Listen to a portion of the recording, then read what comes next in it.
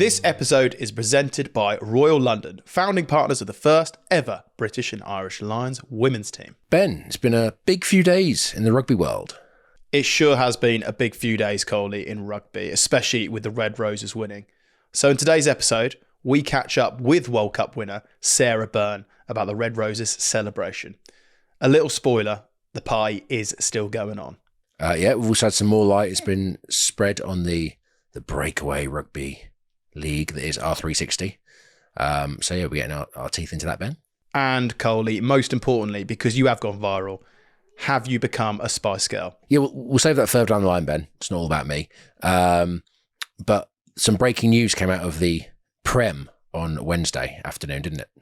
It did. Steve Diamond has departed Newcastle Red Bulls, and we only caught up with him the other week at the PREM launch. That episode is still available.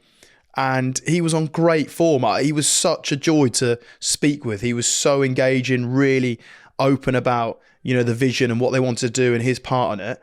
And now he's gone. He's literally left already. I only saw him 2 weeks ago. There is a bit of that episode that hasn't aged well. We'll just remind ourselves. And I think the clip you're referring to, Coley, is this one. Now, there's some crazy rumours out there. Absolutely crazy. Have you seen some of them?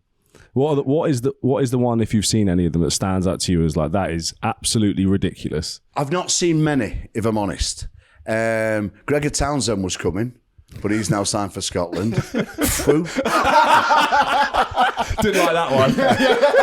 Nip that one in the bud. So once we got rid of that one, I don't look anymore. I'm gutted for him, mate. I actually feel gutted for him. Yeah, well, he's certainly a character in the Prem, and so he's got huge amounts of experience. So, as he mentioned that as he mentions in your interview, say he's done 20 odd years in the league. So, hopefully he will pop up somewhere. But yes, it's tough after 1 week into the season. I mean, we once lost a coach after a week into the season, after a heavy loss to Exeter. But yeah, it was.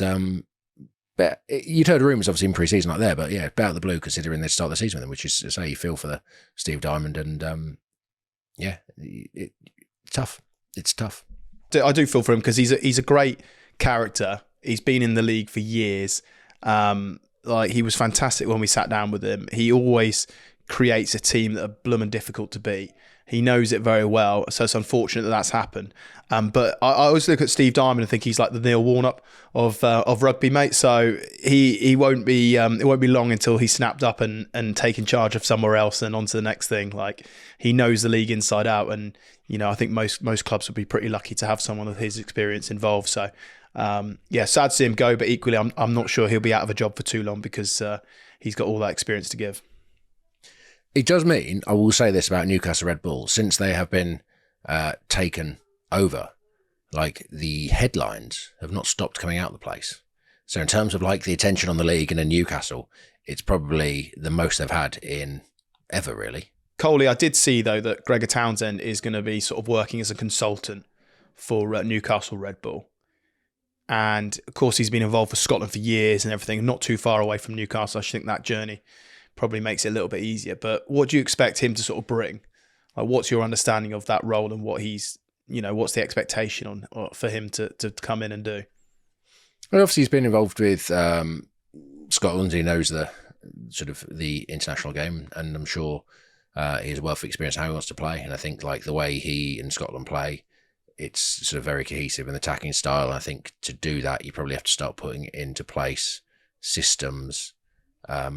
You know what I mean? You can't just pick it up overnight. It takes time to integrate and how you want to play and how you want to develop that kind of thing. And it will be, you expect Newcastle to play fairly an entertaining brand if Gregor Townsend's going to be involved in regards to possession-based, ball in hand. It'd be very interesting. I think it's obviously, we've had Eddie Jones when he was at England. I think he still worked with Suntory in Japan. He hears sort of international coaches. I think it keeps international coaches being a consultant or helping out. It kind of keeps them involved and they can probably help coach and stuff. So actually it's good for, people think, it's distracting from his Scotland job, but it's probably not, because actually it might actually add to the Scotland job because he gets a chance to coach or be involved daily and see how things are working, see how the Premiership's working and get more eyes on players. And you know what I mean? So it can actually be an advantage in that regard, because sometimes international rugby, you sort of there's blocks of real intensity of 8 weeks or 6 weeks or 4 weeks, but then nothing for 2 months. So actually being involved day to day at a club, or even not day to day, but weekly at a club, can just keep him involved in it and keep things moving. And obviously we heard about Scotland as well. I think, you've heard sort of the Franco Smith sort of rumours that there's a bit of movement at you've heard, I think Franco Smith's on a new contract and there's talk about him taking over in a couple of years, and there's movement in Scottish rugby. So yeah, it'd be, from his point of view, it's probably a smart bet, and especially with a company like Red Bull. Also, talk about, so I'm waffling here, but take out Newcastle side of it. Gregor Townsend being involved with Red Bull and the facilities Red Bull have across the world, having that kind of knowledge add to it can probably actually help the Scottish game and help Scotland in that regard, because you're exposed to so much, whether it's analytical work or S&C work or energy drinks, hydration, you know what I mean? It's all that kind of stuff. Of course, Coley, Jurgen Klopp is working for Red Bull to, sort of within the football space and giving that alignment. And I think that's where Gregor can come in as well, giving you, like you just mentioned there, Coley, almost lay out the strategy of what this game plan looks like, or maybe how do you facilitate an environment that allows a team to play entertaining, expansive rugby. Also, it wouldn't surprise me that, he has re-signed at Scotland, Gregor Townsend, but as you said, Coley, keeps you sharp because you'll probably be overlooking things, opens up the network for Scotland rugby as well.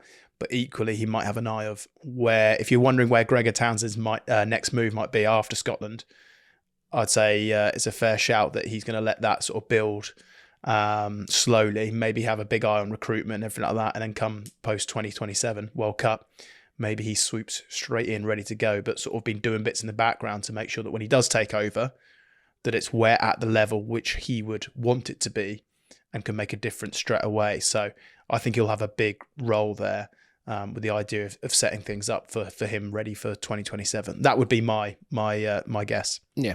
Well, it's interesting you mentioned Klopp there, because I know Red Bull, as you say, like football, they work on, so I think like Red Bull, Leipzig is at the top of their chain, then they've got Salzburg beneath that, they've got loads of other clubs, and they all play basically exactly the same style. I think you play the same formation, they use the same sort of tactics, they pick the young guys that can run more because they have a high energy game. So it'd be really interesting if Newcastle, Red Bull, Rugby goes down like a multi-club route, whether that's in Europe or elsewhere or further down the leagues, I don't know, but it'd be fascinating if they have like a head guy like a Gregor Townsend, who's like almost like the technical director of all the teams and how they want to play and set them up in that regard. And then obviously have coaches within that system and teams within that system. But yeah, it's actually really it's a fascinating move from Red Bull. It's really interesting to see how it all pans out and what the sort of, but it looks like a long-term play, you know what I mean? Which is great for the league and great for Newcastle. Well, keeping the Newcastle Red Bull theme, Coley, and all things talking about the league and the Prem, of course, great to see Owen Farrell back out there for Saracens on Friday night. He literally went out there, bossed it as you'd expect, and did his thing. The Prem is back. Yes, it is. The Prem is back. It's like Owen Farrell's back. It was a return like Reece Amit, Henry Arundel, all those kind of guys. You saw some great tries by wingers. Radwan at Leicester scoring 2 tries. Like Noah Clore scored for Saracens against Newcastle with his first touch of the ball. We said about the Six Nations, like the age of the winger, and this last piece of the season was like the age of the winger. Like the Prem could be that this year, and some terms like the quality of tries scored and like just the firepower that we've seen on the wings after round 1. That's, for me, even though I'm a front row forward, that was quite exciting to see. There is some serious wing talent out there. Manny Feo-Wabosa, of course, he was back. Pulled up, looked like with a hamstring, still had the mental strength and the physical strength to get over the line, even though his hammy looked like it might be in a bit of a problem. So really sad to see him limp off, because an athlete with that much fast twitch, the last thing you want is a soft injury problem, which it looks like he's got. So Exeter managed to claw it back against Northampton, and Bath sort of carried on from where they left off, to be honest with you. Max Ajoma at 10, pulling the strings, chucking absolute seeds out there. And they brought their power game again. They certainly did. Friday night at the Stoop, they were, Quins came out firing. Will Evans scoring a hat-trick in that game. But yeah, Bath back to their cohesive selves, and just the machine rolls on. But yeah, I thought first week of the Premiership was great. Obviously Leicester played, went to Bristol, we scored early doors, and then Bristol turned it around and showed their class. And yeah, I thought the game it's really great. The Prem being back is just really exciting, because we've had the pre-season, you've had like a long sort of off-season, and again, teams don't really know where they are, but you soon find out round 1 where you are. And I just really enjoyed. I thought I'd hate Thursday night football, but I actually really enjoyed it. 2 Friday night games, game on Saturday, game on Sunday. It was a great, with the Women's World Cup final on Saturday as well, it was a great just a weekend of rugby, but also not like Europe sometimes when there's 4 games on the bounce. It's a bit much, but like 5 games over 4 days. Really enjoyed it. We've got a question from the listener, Craig. Please can Coley tell us about his new job at Leicester? Will he stop doing the podcast now that he's got that? Well, Craig, I'm here doing the podcast, and I've been doing the podcast for a couple of months. Yeah, what's my new role? My new job, I've got a job at Leicester. I'm in the background. I'm working behind the scenes, helping out Jeff, not coaching. Just, I think I've got a title of in recruitment. So I now work in recruitment, which is nice, in an office. And yeah, but it's not going to stop me doing the podcast. Leicester are fully aware of that, and Leicester have been really supportive in keeping this going. Obviously, I'm not allowed to reveal the trade secrets. But you'll be glad to know, Ben, I have looked at all your contracts from the past, and we've got some talking to do. But apart from that, it's all good.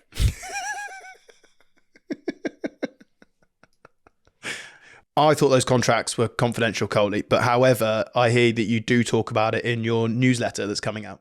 Well, I don't talk about your contract, but yes, I talk about my new role in the newsletter, which people can find in the episode description if they want to sign up. I promise to do a bit more regularly. Last season, I think I hit 2. So I'm going to try and at least double that. We were busy, mate. We were very busy. We were on the road a lot. We were busy. Plus, I was retired. As you'll read in the newsletter, I retired. I was having bits of my body repaired and that kind of stuff. But now I'm sort of based in an office, and I'm used to using a computer more and getting around that. And in my free time, I can write a newsletter. That's all good. Is there any George Martin stories within the newsletter?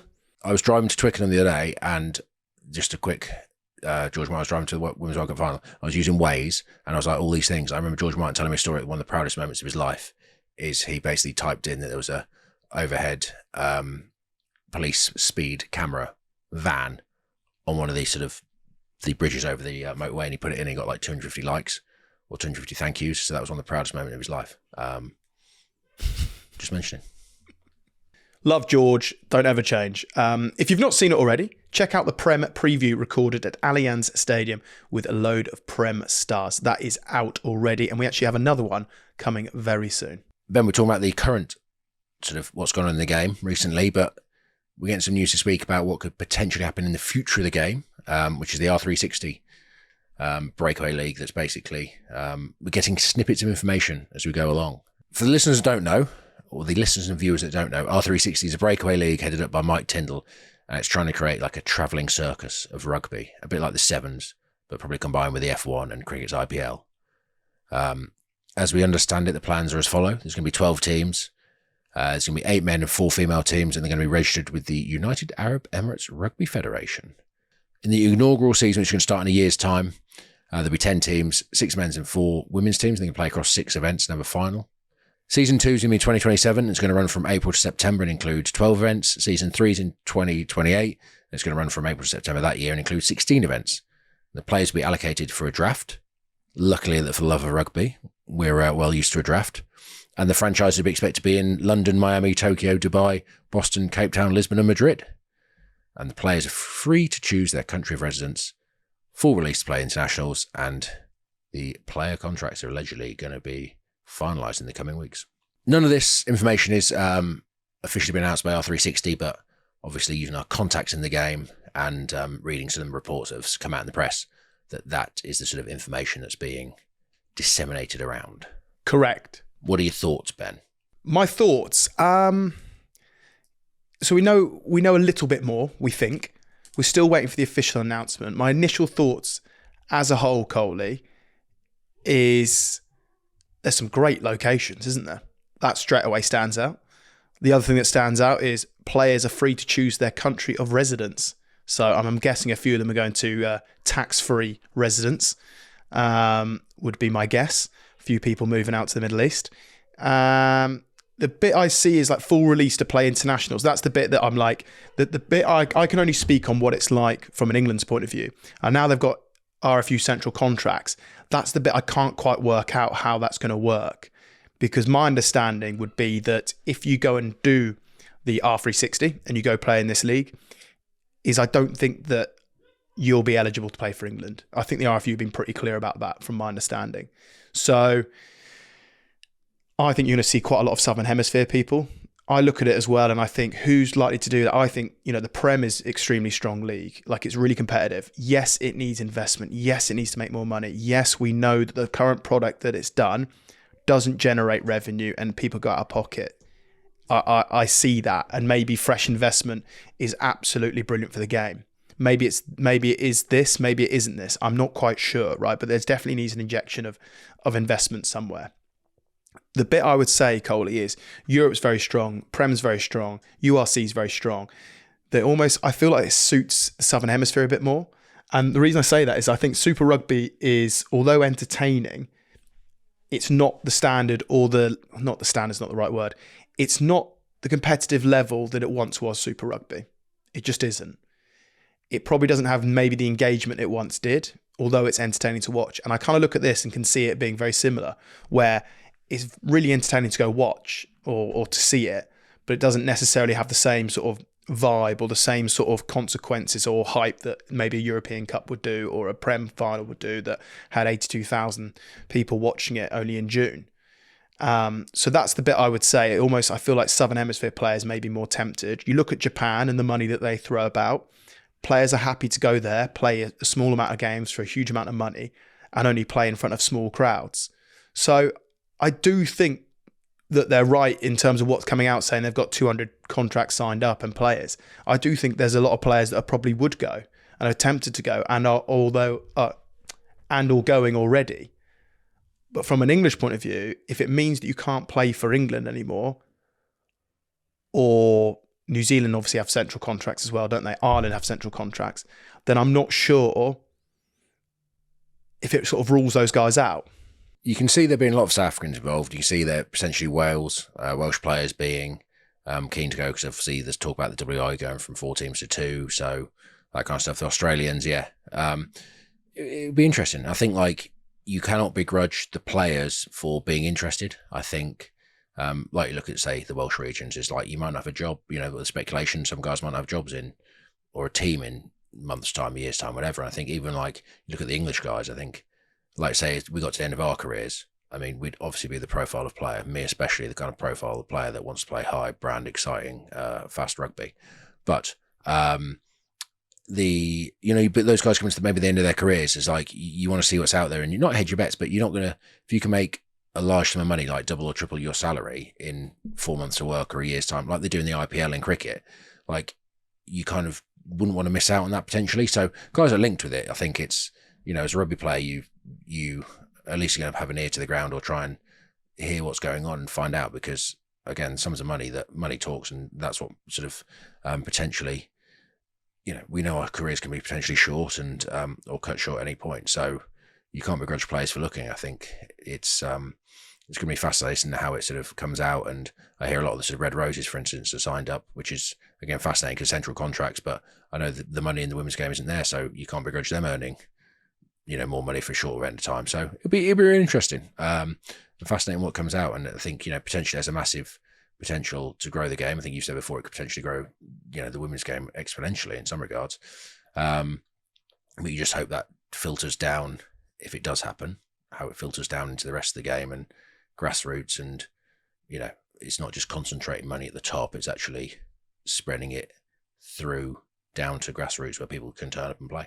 The World Cup in 2027, of course, will start in September, which means if you're away doing April to September in R360 and you do that, then I'm guessing you are pretty much ruling yourself out to play in the World Cup, because of course everyone will be on pre-season. There'll be plenty of warm-up games and everything like that. So I remember for instance, we had an opportunity maybe for 2023 World Cup, wasn't it?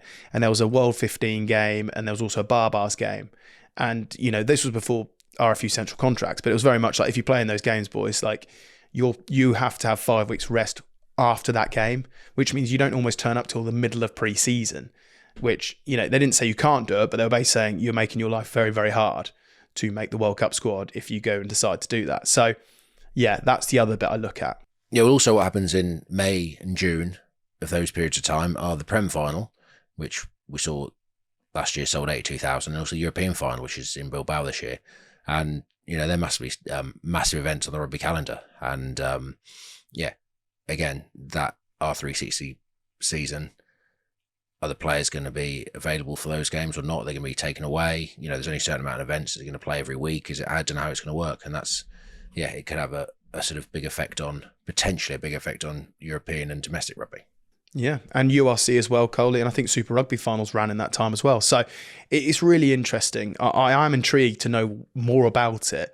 I can see the temptations for players to go if there's huge sums of money, and less games, everything like that. You can see why a lot of players go to Japan and they love it. Right, I'm going to put a question to you. The 30, how old are you now? 36. Okay. 33-year-old Ben Youngs has a R360 contract potentially put in front of him. You're still playing international rugby. You're still playing for Leicester, still starting. What is your thoughts? Are you saying no, or are you considering it? Oh, I would massively consider it. Absolutely. And I think every player would. I think this is the thing. It seems like a lot of players have committed to it. A lot of players have, signed for it, because why would you not at the moment? Yes, there's a bit of I think, if you're a player, you probably sign it and wait to see if it has legs, and if it becomes something that they're talking about, it might become, and it is to become, then of course you would sign it. I think most players would. I think especially if I was a 30-year-old back in my 30s, and I was still playing for England and still playing for Leicester, and I was guaranteed some of the sums that's being openly spoken about, then I think that I would absolutely sign a pre-agreement. I'd be lying if I said I wouldn't. And what about the 23-year-old Ben Youngs? 23-year-old Ben Youngs breaking through into the England side, not fully established, or you maybe start a few games here, there, and everywhere. You've got your whole career ahead of you, and then it's one thing at the end of your career. You're 23 years old, and say they are, if you play this, if you sign up for this league, you won't be available for international rugby, and potentially, I'm not saying it will, but it could be potentially held against you for the rest of your career. What are you doing then? Yeah, see, that one straight away, I can categorically say, no, I wouldn't at 23. I wouldn't. Because there was certain, there's things I want to achieve and do and be a part of. But I think you asked me as a 30-year-old, well then, yes, I do. And I think that's the big debate, isn't it? Some players will feel, do you know what, I'm happy with what I've done on the international scene or what have you, and, I'm going to go and do this. Or others will go, I'm not quite done what I want to do in the game yet. But then are R360 going to go, they're not going to want a whole league just full of 30-year-old geriatrics, are they? They're going to want young talent. No. They're going to want the guys that are on Instagram and on social media and are going to drive the future of the game. So, what then? You know what I mean? Do you ask for more money? Does the price go up? Do you want it guaranteed straight in your bank account straight away? Are you prepared to give up 10 years of international rugby for, say, if I could give you 10 years worth of international rugby match fees in one lump sum up front, does that change the decision? Yeah, it would change the decision, because I think that's the big thing I think for listeners to understand is, England, when we played for England, Coley, you got paid per match fee, per game. But that's not guaranteed. You're only an injury away from not getting your England money. You're only lack of form from not getting your England money. You're only a coach's decision not to involve you or pick you from not having that money. So England money was never guaranteed, never guaranteed. Your club money was, because that's your contract. The England money was never guaranteed. You're now looking at a situation where organisations come to you and putting it in front of you that it's guaranteed. And that's why it's always been the temptation to go to France for a lot of players. That's what the temptation is to go to Japan, because that sum is guaranteed. Right, my next thing, you're 23 years old, you said they're going to get guaranteed money. It comes out in the press that you are going to sign for this thing, and then the league somehow doesn't happen. Are you slightly saying, please don't put my name to it? You know what I mean? It's a hard thing for people to sort of lose their head at you for trying to go after a larger sum. If people get an opportunity to change jobs in their life and the sum is more significant and they go, I will say that rugby's got a short window as well. Sport is different to business, though. I will say that, and people are passionate about it, and people love commitment from their players and sports teams, that kind of stuff. And yeah, Coley, honestly, great questions, and luckily, obviously, this is something that we don't have to think about or worry about. But generally, I think what it does highlight is if you are a youngster, maybe, and you've just started out your international career and you've signed this contract and you're not still sure whether the league is actually going to happen or not, there is that fear. Like, oh my God, I've committed to something and I'm not even sure it's going to happen. And equally, like, you know, maybe your contract's out this year for your club. And it's like, oh, at what point do you wait until you sign that one or you hold off and all this thing? So, look, mate, I can see how it can be a dilemma for some players. I think if you're in the latter end of your career, then I can see there's a bit of a no-brainer. But as you mentioned, rightly so, Coley, if you're doing this new launch league and you want it to be high-paced, high-entertaining, everything like that, then you don't want a load of veterans running about. But if they do want a load of veterans running around, preferably recently, they want to have their own breakaway recently retired league. I know a few guys. So listeners, let us know what you think of R360. Would you back it? Would you watch it? Would you engage in it? Nice. Let's go to a quick ad break. Just like rugby, running a business takes grit, hard work, and a great team behind you. And that is where Funding Circle comes in. They're backing businesses like yours with access to fast, hassle-free finance to help you thrive. From coffee shops to kit manufacturers and loads in between, whether it's a loan, asset finance, or payment tools you need, Funding Circle leverage cutting-edge technology and data to deliver fast, fair, and hassle-free financial solutions and help your business thrive. In rugby, we know the importance of the team behind the team. And in business, it's no different. We also know that it's often those in the back room that go unseen and uncelebrated. Funding Circle are proud champions of small and medium businesses and want to celebrate the team behind the team. The countless support systems who back the big players and the small businesses from the sidelines. So whether you're in business, rugby, or both, Funding Circle is a business finance provider that backs you and your business to succeed. To find out how Funding Circle can help get your business goals over the line, visit fundingcircle.com/rugby. Coley, tell me about the Women's World Cup final, because of course you were at Allianz Twickenham. Yeah, I had a great day out. I, unfortunately, reacquainted myself with the M1 and the M40 and the M25 and the M3, and it took me a long time. So I only got the tail end of the bronze medal game. But there's loads of people there. It was amazing how many people. Actually, when I got to London, it was quite, the roads were quite empty because everyone was already at the stadium. So that was great. And yeah, no, say had a great time. Pre-game, the entertainment, it really got this sort of, it was an event, put it that way. Even before the build-up, it was it's the first time I've sat in the Twickenham Stadium as a fan for probably 10 years or so, 15 years. And yeah, no, it got the juices flowing pre-game. I say fireworks, the anthems, all that kind of stuff. And then the game happened and it was a great game. You know, it was a clash of two styles we mentioned in our review show. Straight after the final, it's kind of like Canada playing this wide open, free flowing game and the full power of the Red Roses. But I had a great day. But it was great to see, say, 80,000 people there enjoying it and England winning some goldware.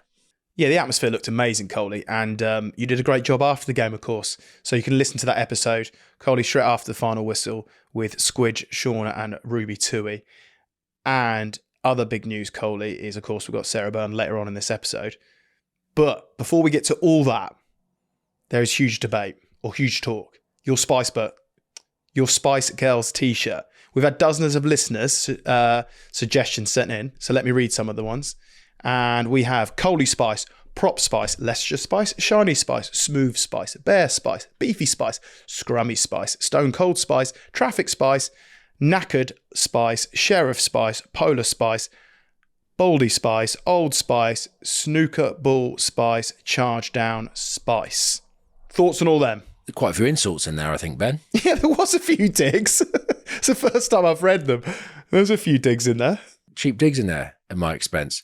Are there any ones that stand out? No. Squidge loves Scrummy Spice. He got a little bit overexcited about that. But yeah, ultimately, I would make a gag about not being able to sing, so therefore that would rule me out of the Spice Girls, but having seen them live, I think I'd fit right in. I really enjoyed getting on the Spice Girls Instagram feed. It kind of probably, made equal headlines with the Red Roses winning the World Cup, and somehow it became all about me. I didn't intend that at all. But I'm doing my bit for rugby collaborations with the Spice Girls. And who'd have thought that when we started this podcast, Ben? Yeah, who would have thought that? And you absolutely nailed it, Coley. Well, I'm glad you had an awesome time. And as I say, you can check out the episode. That's already out. Now it's time to talk with the great Sarah Bern, who had an absolute stormer dismantling the Canadian scrum. So here it is with myself and Shaunagh Brown. Welcome to For the Love of Rugby, our World Cup winner, Sarah Bern. Woo! Let me make some noise. Woo! Whoop, whoop, whoop. Thanks, guys. You sound terrific, Sarah, I've got to say. Oh, she's got it with her. Oh, let's see. Go on, show us. Let's have a look. Ooh, Bring it a bit closer. Come on, let's. So shiny. Oh, got look every at that. nation around the edge, hasn't it? Yeah. It's thick really as well. Heavy. It's really thick, It's isn't heavy. it? Was it say around the outside, Sarah? I couldn't quite see. What does it say? She's got like all the names of the countries that played in it, and then just got World Rugby on it. Oh, amazing. Just for the listeners on audio, Sarah's very kindly showing us her medal. It's very impressive. There's lots going on it. And actually, you've done very well because it doesn't look like there's any champagne or like alcoholic like marks on the material part of the medal. Or maybe there is. I think that's because it's all drowned in champagne, so maybe it's all stained. There's no. Have you even taken it off yet? Is this the first time? Have you been sleeping in it, showering in it? Yeah, I had to. I was getting a rash on the back, so took it off just now. But yeah, we've had it on a lot. It's just been, it's been a whirlwind, and it's been really good fun. I think you can tell by my voice. It's been great fun. Before we really begin, I have got a question from a friend, and it simply says, how does it feel to have been a tight head in a successful World Cup final scrum? Honestly, that was a pivotal moment. Being in that scrum, changed my life. I'll remember that forever. He my friend, is delighted for you. Oh, well, thanks. I'm glad someone appreciates the hard work that goes into that. That scrum, though, Shaunagh, you're better poised to speak about scrummaging than myself. But from watching it, like, that was so important because Canada were coming and, like, it changed the momentum totally. And actually what it did also psychologically say is, like, we got the upper hand here, so it doesn't matter what you do. Like, if we go to a set piece battle, like, there's only one team dominating. But what did it feel like being in that scrum? Well, I think when we came on, we just feel like we know what we've got to do. Like, we've literally been doing it the whole tournament. We just have to do our jobs as well as we can. And we went on, and we were like, right, let's go and get it, nice and calm, like calm aggression, nice and calm. Go out and do it. And yeah, it honestly, it felt, you know what it's like when you get a really good scrum. It's kind of like, it's like when you get line break, you're like, whoa, you're like, you're like, yeah, that was cool. That was good. So yeah, and I think that just coming on and that being probably the first thing, it just sets the team up. It gives energy back to the team. It's a break and play to get control again. So yeah, I think everyone, like even all the back row, were absolutely buzzing about it, and normally they're running off. So it was a very, very good experience.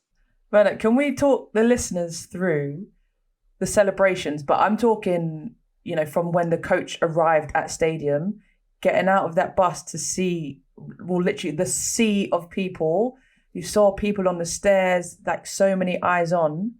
What did that feel like? But also, did you spot the amount of Feel the Burn t-shirts out there? Well, we were absolutely blown away by the amount of people on the south stand, like on the on the spiral, kind of staircase. Yeah, because obviously driving in, like, it's amazing. You see the crowds and you see everyone there right by the bus. But this was the first time I think we've had the balcony and every single bit of the staircase was just full of people leaning over, waving in, and it felt like everyone was an English supporter. It felt like we had like 82,000 Red Rose fans.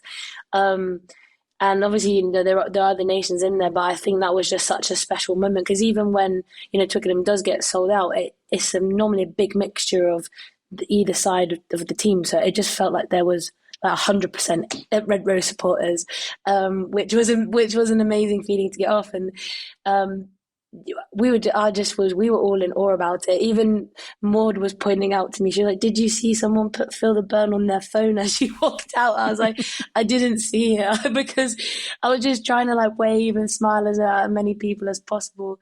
So my focus was a little bit all over the place. Oh, it was amazing. The scenes were amazing, weren't they, Shaunagh? Honestly, like I'm lost for words, but it all felt so right. Like it didn't feel as if, oh no, this is a one-off. Like this is how it should be. And like, number one, you girls should be so proud of yourselves because you had so much pressure on you. And then and it's a nice pressure. And it's like you say, that many people coming to watch you and supporting.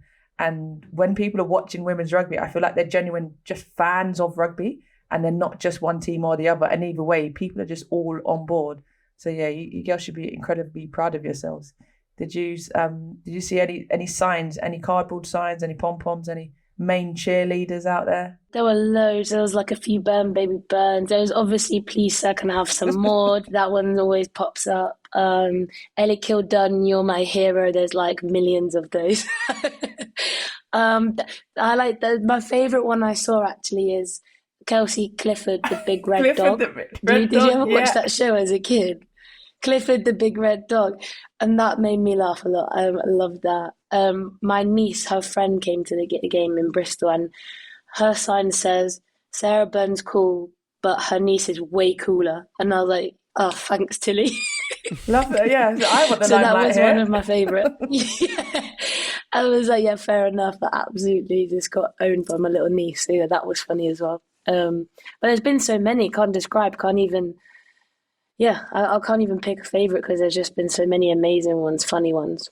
You said about obviously the walk in and what that was like, Sarah, but obviously once you were inside Allianz Stadium, or we might rename it the Allcroft Stadium, moving forward, once you were in there and the atmosphere there, like, was it as electric as it felt, as it seemed for you, obviously on the floor there? Yeah, 100%. Like, we walked out, a lot of us do like a little pitch walk before we get ready to warm up, and like it just felt really exciting. Like, obviously it's a World Cup final, but like the amount of people there that were like there was so much energy just already buzzing around the stadium. So when we came out for the team run, like, just feels like you've got like 82 friends and family there cheering you on, like which will give anyone confidence. And walking out, I remember, again, I mean, I'm just talking about Maud here all the time, but we were walking out together.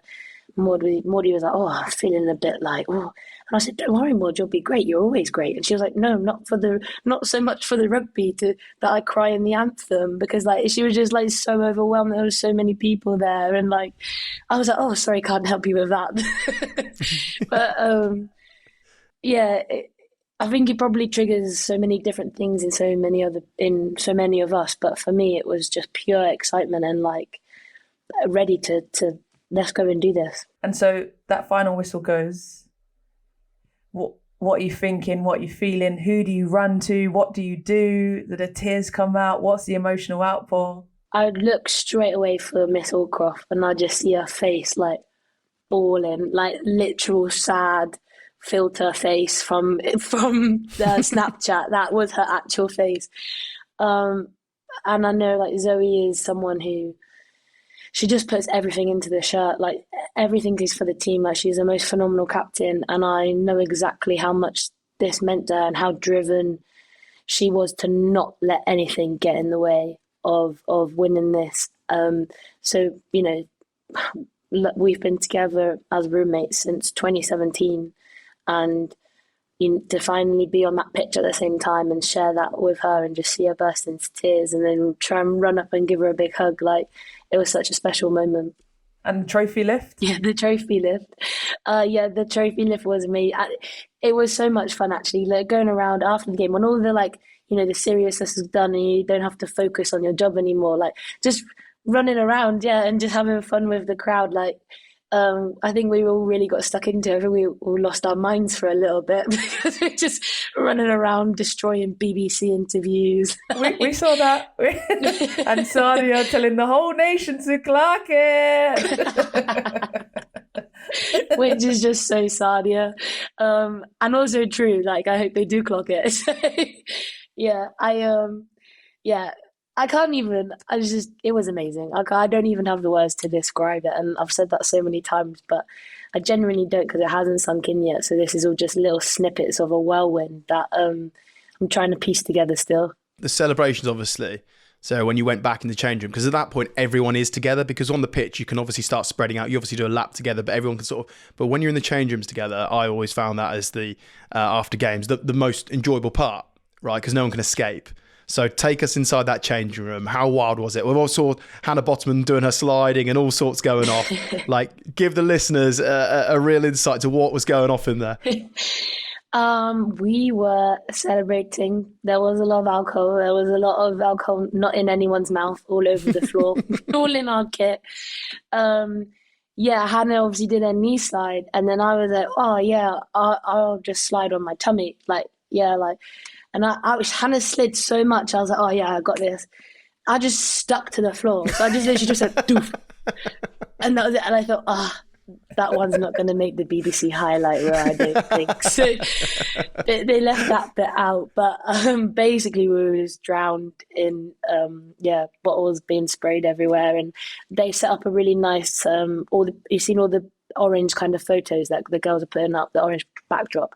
They set up a room with like loads of, I don't know, decorations, and it was just going a bit wild in there, really. But I think then we stormed the media room. I think everyone started running into the media interviews. We're just running around. Basically, we just were running around the whole of the Twickenham Stadium. And then at the end of that, before we got ready to go and see our friends and family at the function, Zoe was like, right, everyone get a drink and we're going to storm the pitch. So we all went back out. we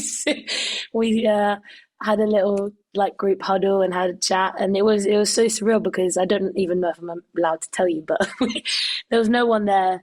The groundsman very kindly let us on. They let you. I was going to say, surely if they found you, they'd have kicked you right off. World Cup win or not, those groundskeepers. They would have had to try and capture 52 England Women's Red Roses staff and players dodging around the pitch with bottles in their hands. No, it was really cool, and we just had our last team huddle there, which, you know, in an empty stadium with just the lights on and just you guys on that pitch after you've just won the biggest tournament in the world. On that huddle, Sarah, what was said and who said it?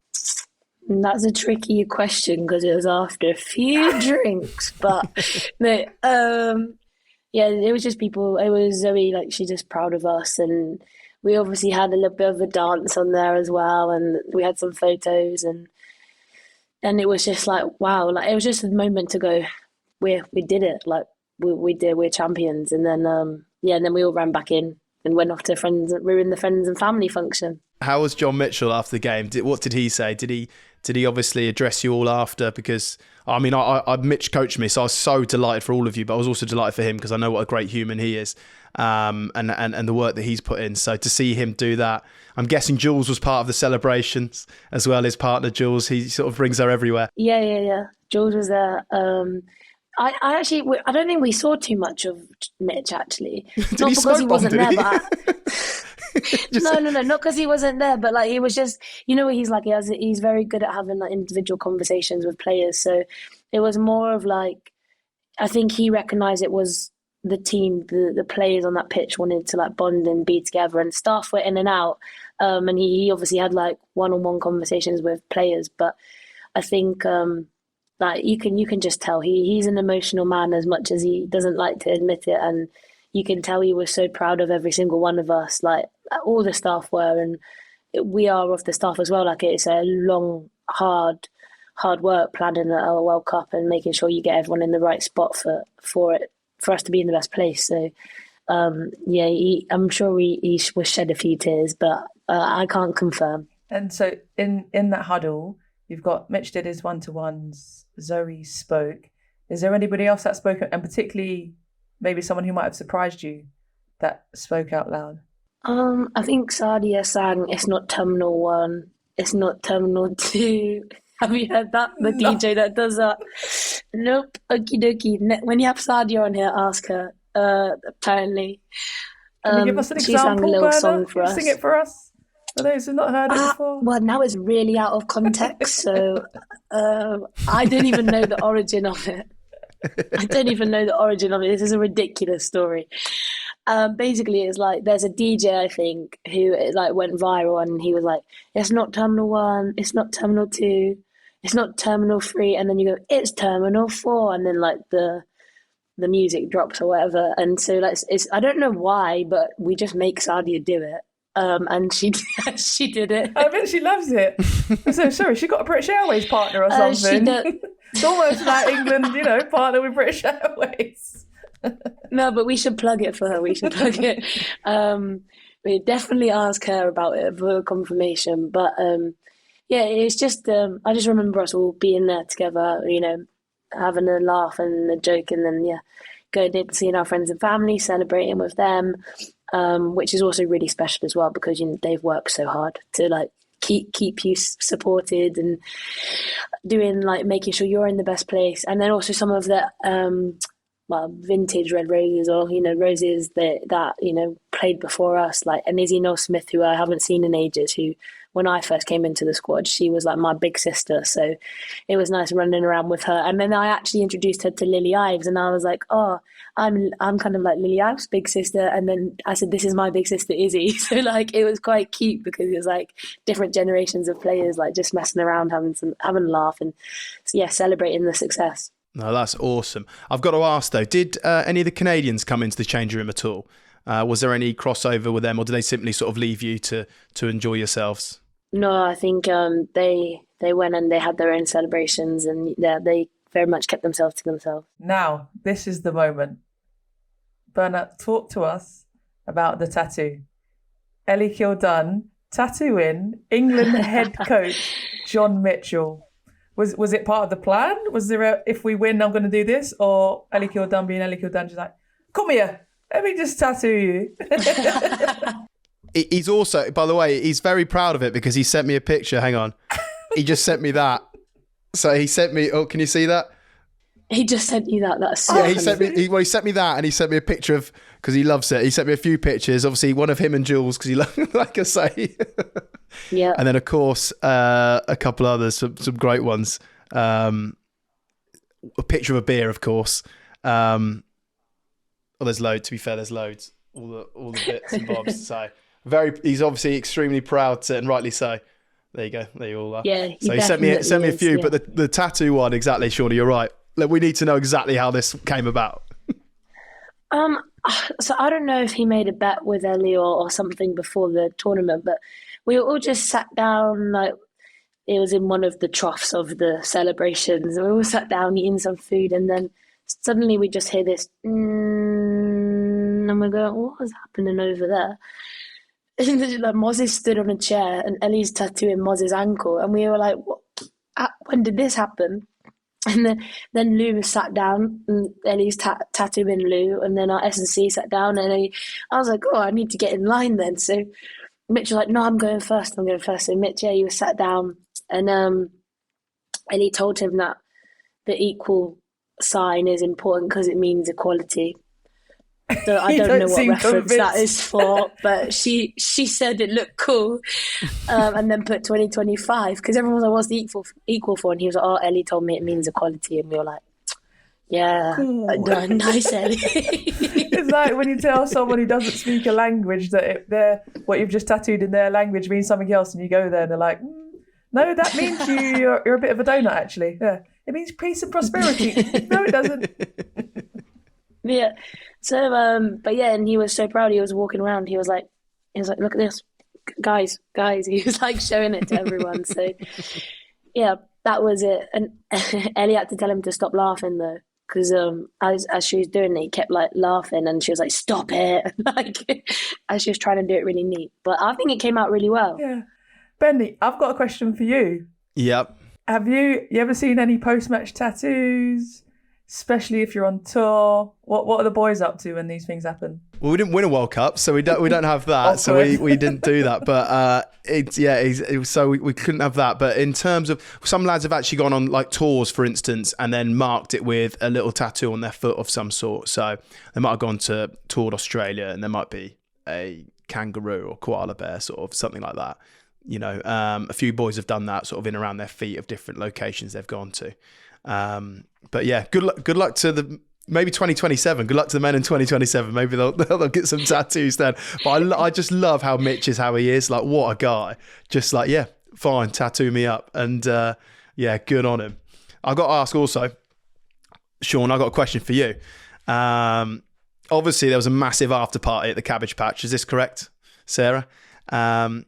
Which Yes. we'll get Yes, to in a it second. was. We'll get to the bottom of that in a second. But Shaunagh, the audience wants to know if you and Ruby made it to the after party at the Cabbage Patch. So I did, because apparently Ruby had to go and be with her Blackburns friends, like no idea why, and she didn't make it back. But then I did get a message from her at like 4 o'clock in the morning to say, I'm on my way back, G. I'll see you there, right? And I was like, Ruby, mate, it's 4 o'clock in the morning. And I've got to work. A parade's the next day. I've got to go to that as well. So I did make it. Ruby didn't. So we had a good dance. We had a good drink with the girls. But it got to the stage where I'm like, oh, I can't just celebrate with them. I've got to help shine a light on them tomorrow as well. So I took myself home and woke up to a message from Ruby, who was ready. So Bernard, did she turn up at 4 a.m? Probably not, because I don't know. I didn't see her. I don't think I'd be a reliable source at that point to help inform you. I don't remember. Yeah, no, that was a fun party. I think, to be fair, most people were still out by then, so it was pretty busy still, which I think is good going. I think that's good going. Yeah, especially the thing that stuck out to me is how many of the girls were just like, I've just played 80 minutes of rugby, or I've just played in the World Cup final. I'm hungry and I'm tired. I just want to sleep. I'm like, no, you can't. You've just won a World Cup final. You're out for the next 3 days, hon. You better pull your socks up and get strong, because this is when it really matters. This is when you dig deep. But who was the last one standing? Do you remember? It actually wasn't me, because my feet got sore, so I had to go lie down. But I was done running around too much. But Mackenzie wouldn't. So actually, Mackenzie, we have now got the last orders bell in our hotel room with us, because Mackenzie said if I take the bell, it can never close. There's no last orders. Makes sense. This is logical. We unscrewed. So we unscrewed it. They gave us a screwdriver, so we didn't steal it, but we stole it. We were running around. She's just ringing this bell, going, "It's never closing. It's never closing." And I think on that night, the last one standing were Mackenzie, Hannah, Skaz, and Zoe Allcroft, actually. Maybe Mo. Yeah, they were the last ones. They text on the group saying, I think they text on the group about 6 a.m. saying, there's a party in the team room. And I think someone went down, and it was just like those 5 people sat in a circle. I was like, I don't think it's a party. I'm going to go back to bed. Don't pass the basketball. Okay, kids play. Yeah. Be there, but then like everyone recovered, and we went to Battersea, which was really fun. Like doing that event with like the fans to come out again, that was super cool. And then we had a bit of a fun bus on the way back, and we ended up going out on the Sunday night as well, which that was really fun. Loads of people stayed out for a while with that one, so yeah, that was good. The Battersea scenes were unbelievable. Like, when did you know that was happening? I also saw, obviously, the bus being unveiled to you, but then obviously going to Battersea. At what stage were you aware that you were going to go and experience that as well?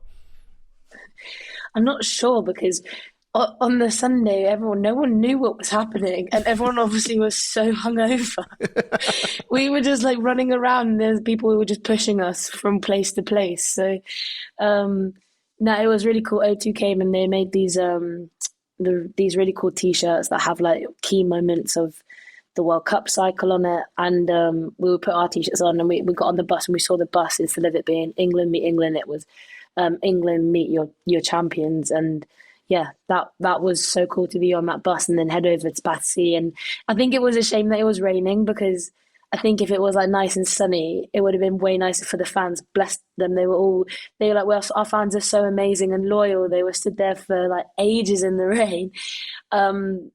But they were brilliant no matter what. Like, it was such a good experience, and we kind of all felt a little bit shy up there. We were like, I don't know what to do Royal now. balcony. Like, what, someone tell me to do something funny. I don't know what to do. Like, that's what it felt like. Did you notice there was loads of us down? Because I was in the fans. I am you girls' biggest fan as well. But they had, the foam hands from the Royal Lottery. So we all just put them on our heads. Those who didn't bring an umbrella, like myself, we just put them on our head. We ain't going anywhere. We're waiting for our red roses to say hello and come down and greet us as well.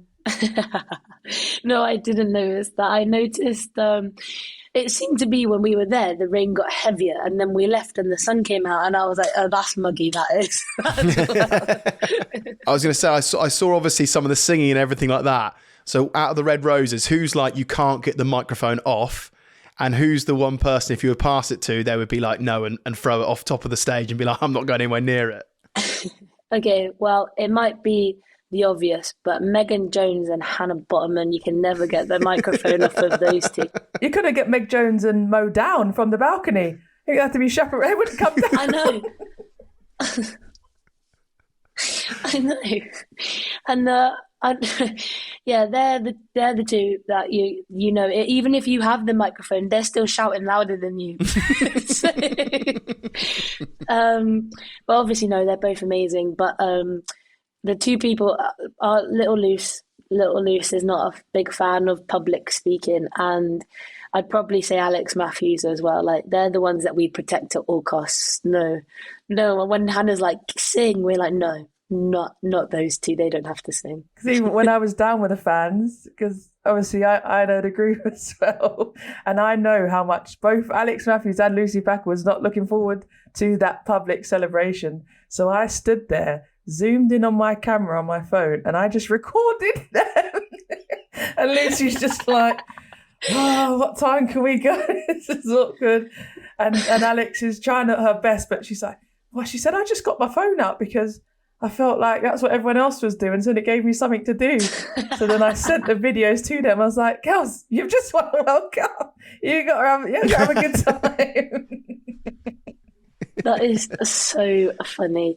Like, and it's so funny because they're both hilarious. Like, they're both like such funny people. But like, if you were watching them, well, I guess if you had that video Shaunagh's got, you'd think, geez, what's up with those guys? They just not fan of being in the public eye. I honestly don't know how you girls have done it, because you've just been out. But you've not just been out, like, you've been out in public, i.e. Tuesday morning comes around and you're on Good Morning Britain. How was that? Mm-hmm. Who could you hold it together? Yeah, I definitely, I was so excited.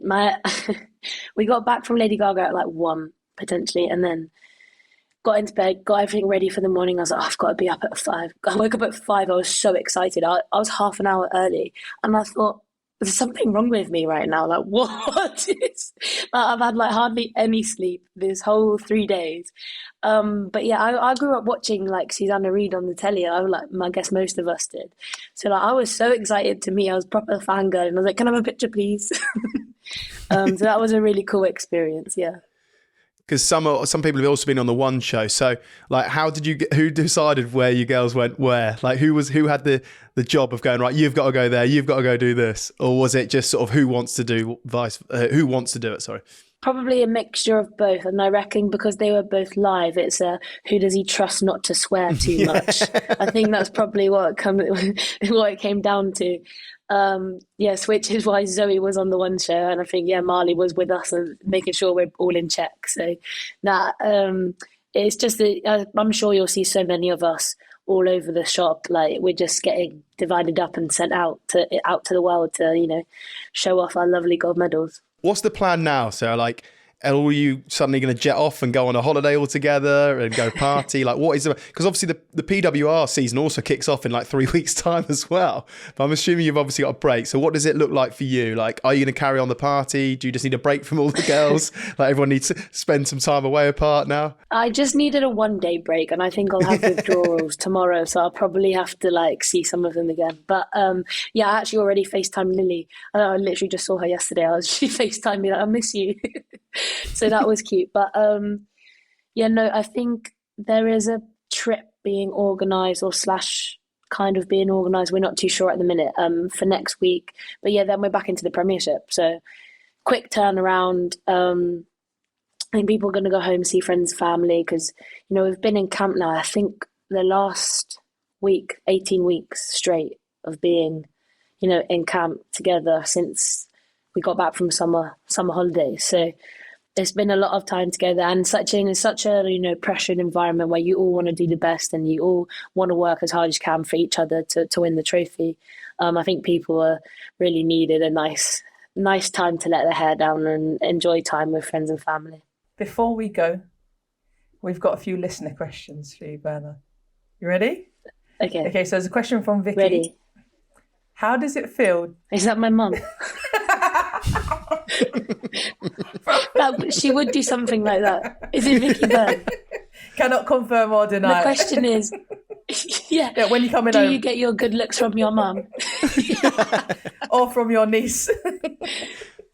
Yeah, true. The question is, how does it feel to actually feel the burn? Yeah. I don't know. Do I? I was going to say you should ask the opposition. Yeah, that's what I was getting confused. I don't know. Well, maybe I can answer that because I've trained with you in an England shirt. I've played against you in a Gloucester Hartbury shirt, so I can confirm it kind of hurts not only physically but your ego as well when you just get dominated by this prop on the rampage. You're like, oh, she's a prop, I'm a prop. I can make this tackle for the team, can't I?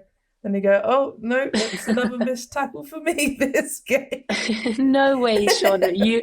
You're exactly the same. So funny, though. Funny. That's a good question, though. We've got a question from Lily. The Red Roses motto is for the girls. Do you reckon you've completed that now? I think so. I think we've definitely taken a big step, but we've got to keep selling out stadiums. We've got to try and keep winning. And, you know, we've got a whole generation of rugby players we've got to try and continue to inspire. It's not just one tournament. It's hopefully now it's a legacy that will last forever. A question from Kate. What was a standout moment of the tournament for you? Ooh, standout moment. A really, really special moment was when we played Samoa after that game. Like, that was, you know, such a celebration of just rugby and community and connecting. Like, yeah, you're enemies on the pitch, but off of the pitch, like, it's a team we never play, and they have a whole different culture and a whole different style. And it was so amazing to just learn and listen. And, you know, they were so welcoming to us, celebrating with them. Like, that was such a touching moment for us, and something that I think, you know, that's a moment that you'll keep for the rest of your life, like that special connection. We got a question from Grace. We saw your friend Alona Mar was at the after party. Was there any other celebrity gate crashers? Ooh, no, I think it was just Lo, Liv and Adriana. Just all the Mars turned up. No, they were enjoying the party at the shack because they were, you know, lovely, great friends. They were supporting our little business that we've got going below the shoulder. So they came there and were supporting us over there. And then I said, oh, where are you going next? And they were like, oh, we're coming to the Cabbage Patch with you. And I said, okay, come on then. So yeah, we were all in there just having fun. And it's so nice to see them because, you know, they live in the States. It's hard to, you got to like enjoy your time when you have it with them. And they're just all lovely people. So they were a brilliant addition to the party. Ben, I've got one last question for you. And I want you to warm, I think you're going to warm the hearts of the nation with the answer. Okay? Okay. So everyone's spoken about the team legacy which has been created, and obviously it's been transformational, inspirational, incredible, all of the good stuff. But what we want to know is what legacy of this team and this tournament will have on you personally as Sarah Bern. Oh, I think for me, the legacy I'll have is that, you know, rugby's here to stay, and that if you support women, you support women's rugby, women's sport in general, like people do come, people care, and people watch women's sport. So it's about time now. Like we've proven it time and time again. And yes, it's a long-term investment, but just do it, because you can not just grow your women's side, but you can grow the whole sport in general. Like we can really change the world with rugby. It's the only sport really that you can have every single body on that pitch, tall, short, fast, strong. Like there's a position on that pitch for everyone. And we talk about like the world really just wants inclusivity, and what people want connection. And there's no better way than being in a space where everyone is welcome, connecting with like-minded people who just want to have fun and really care about each other. So I think for me that this tournament has proven that, and now it's a challenge to the rest of the world. Invest in that, so invest in women's sport, because you know the people want it. So let's try and do this again and again and again and change the world. Just like that. Sarah, well said, absolutely, yeah, amazing. And congratulations to you and all the Red Roses. Honestly, you have been so inspiring, not only in this tournament, but the whole 4 years, bouncing back from the last World Cup and doing what you've all done. So many, many congratulations. I hope you get some paracetamol into you, and I hope you cure the hangover. I'm eyeing it up. It's right there. Am I? Bernard, thank you. You've been amazing. Amazing. Thank you for joining us. Thank you so much, Shaunagh, and enjoy the rest of your podcast. And yeah, keep smashing it. You're doing great.